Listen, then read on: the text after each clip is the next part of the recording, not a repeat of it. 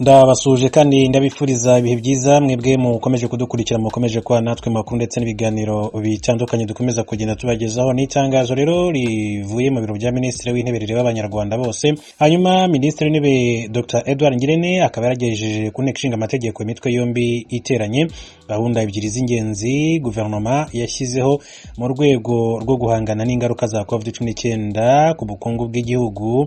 Zo gahunda ni ikigega cyo kuzahura ubukungu ndetse na gahunda yo guteza imbere inganda mu gihugu kugira ngo rero zirusheho gutanga umusaruro ndetse no kugira uruhare mu kuzahura ubukungu. Ikigega cyo kuzahura ubukungu RF cyashyizweho mu rwego rwo gufasha ibigo by'ubucuruzi byazahajwe cyane n'ingaruka za COVID-19 kugira ngo rero bisubukure ibikorwa byabyo kandi n'ababikoramo ntibatakaza imirimo yabo. Iki kigega rero cyatangiranye miliyari zigera ku ijana z'amafaranga y'u Rwanda kandi bitarenze impera z'uyu mwaka 2021 amafaranga azongerwa agere kuri miliyari 350 z'amafaranga y'u Rwanda. Zimwe mu nzego zirebwa n'iyi gahunda ni nk'ubukerarugendo n'amahoteli, ibitunganyirizwa mu nganda harimo n'ibikomoka ku buhinzi n'ubworozi, uburezi, ubwikorezi hamwe n'ibigo bito n'ibiciriritse bifite aho bihuriye n'ubuhahirane mpuzamahanga cyangwa se bw'imbere mu gihugu.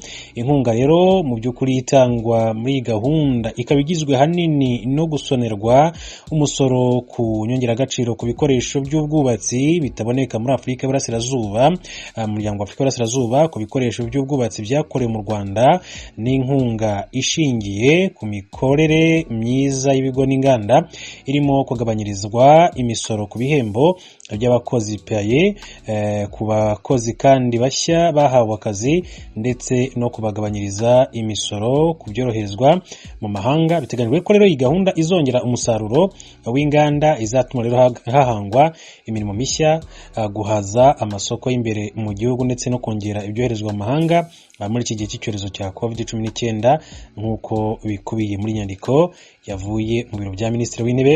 Minisitiri w'Intebe rero Ngirente akaba yagize ati ibigo by'ubucuruzi byahungabanyijwe cyane n'ingamba zashyizweho mu rwego rwo guhangana na coronavirusi cyangwa se bitewe no kubura ubushobozi bw'abaguzi ndetse n'abafite ibikorwa bifite aho bihuriye n'ubuhahirane mpuzamahanga byahungabanyijwe na COVID-19 bemerewe gusaba inkunga itangwa n'iki kigega RF nk'uko yakomeje kugenda abitangaza Minisitiri w'Intebe w'u Rwanda Dr Edouard Ngirente.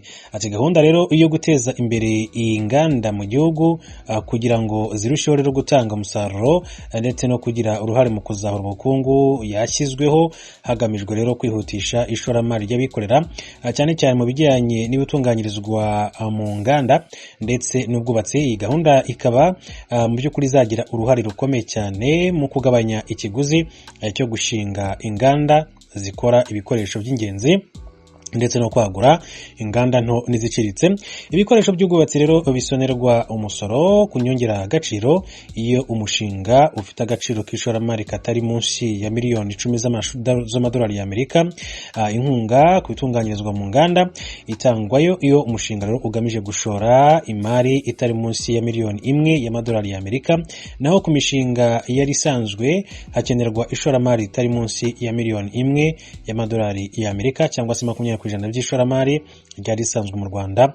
Imishinga mishya rero yo gutunganya ibikomoka ku buhinzi n'ubworozi ikaba igomba rero kuba ifite agaciro k'ishoramari k'ibihumbi 100 by'amadolari y'Amerika. Mu rwego rwo guteza imbere gahunda y'ibikorerwa mu gihugu, Leta y'u Rwanda ikaba ifite intego yo kongera umubare w'inganda zizubakwa mu byanya by'inganda 9 byamaze rero gutegurwa mu turere dutandukanye mu gihugu.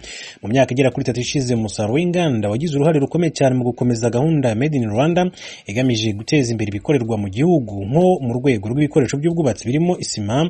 Inganda zagize uruhare runini cyane mu kugabanya sima ituruka mu mahanga hagakoreshwa iyakorewe mu Rwanda cyane. Nk'ubu rero umusaruro wa sima yakorewe mu Rwanda mu mwaka ushize wazamutse ugera kuri toni 455 uvuye kuri toni 320 muri 2017, bivuze ko ari inyongera 41% mu myaka 3 gusa.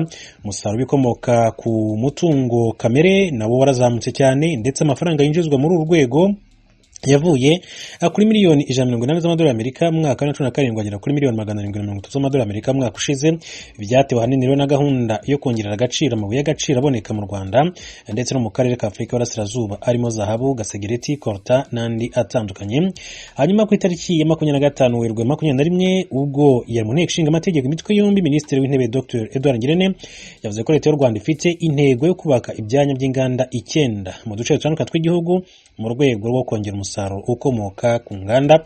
Icyanya cya mbere kiri mu mujyi wa Kigali, kiri ku buso bwa hegitari 289, kirimo rero inganda zigera ku 23 ndetse na 49 ziri kubakwa. Hanyuma inganda 14 zubatse muri icyo cyanya zitunganya umusaruro w'ubuhinzi n'ubworozi, izindi 30 zigakora ibikoresho by'ubwubatsi, 58 zigakora ibindi bikoresho bitunganyije bitandukanye, mu gihe 21 ari inzu zo kubikamo ibikoresho. Leta kandi irateganya kubaka icyanya cya Bugesera kizajya ku buso bwa hegitari 330, ari nacyo kizaba ari kinini mu byanya 9 biteganyijwe byose. Imirimo yo kucyubaka irarimbanyije aho igeze kuri 70%. Inganda 19 kandi zatangiye kucyubakwamo ndetse 4 muri zo zatangiye gukora. Ikindi cyanya kizaba kiri Rwamagana aho kizubakwa kuri hegitari 80 ndetse inganda 11 zikaba zikoreramo, zirimo 5 zitunganya umusaruro w'ubuhinzi ndetse n'izindi 5 zikora ibikoresho by'ubwubatsi. Iki cyanya kandi cyubatsemo uruganda rumwe rukora ubudozi.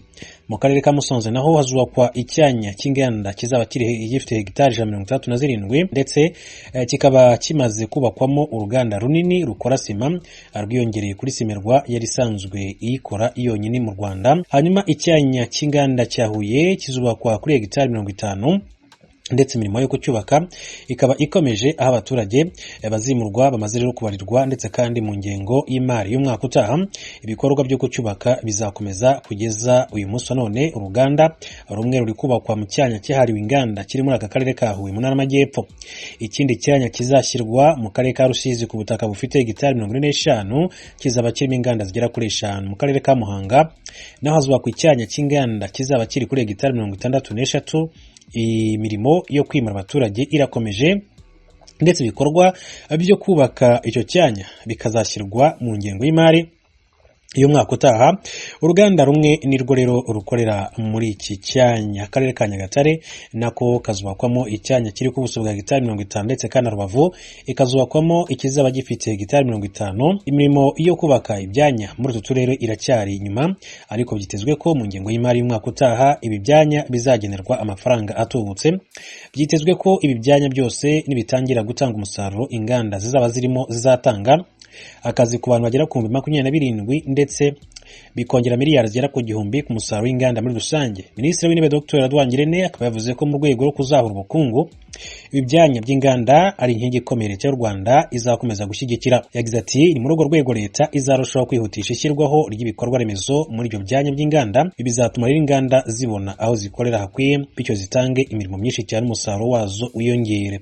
Gahunda y'uruganda Iwacu ati yatangiye gutanga umusaruro. Leta y'u Rwanda yashyizeho gahunda yo guteza imbere inganda zitunganya umusaruro w'ibikomoka mu turere zubatsemo kugira ngo rero zibere isoko abaturage, ariko nanone zicuruze umusaruro wazo mu bice bitandukanye by'igihugu no hanze yarwo. Muri urwo rwego hatangiye gahunda ya uruganda Iwacu, aho ku bufatanye n'abikorera Leta yubatse inganda zigera kuri 3 zatwaye miliyari 4 z'amafaranga y'u Rwanda. Mu nganda zubatswe harimo urwa Burera rutunganya amata, urwa Rutsiro rutunganya ubuki, urwa Nyanza rutunganya ibumba, ururi i Rwamagana rutunganya urutoki, urw'Igatsibo rutunganya impu ndetse n'urundi rutunganya ibirayi.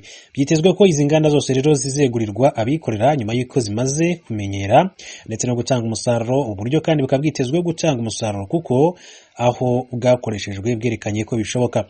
Minisitiri w'Intebe Dr Edouard Ngirente yagize ati iyo izo nganda zimaze gufata umurongo bituma bikorera bazibyaza umusaruro mwiza. Ati turimo rero kunoza imikorere y'uruganda Iwacu, ati ku buryo ruzagira imikorere isobanutse uko iminsi igenda ishira. Ati kandi dutunganya n'ibitagenze neza mu minsi ishize.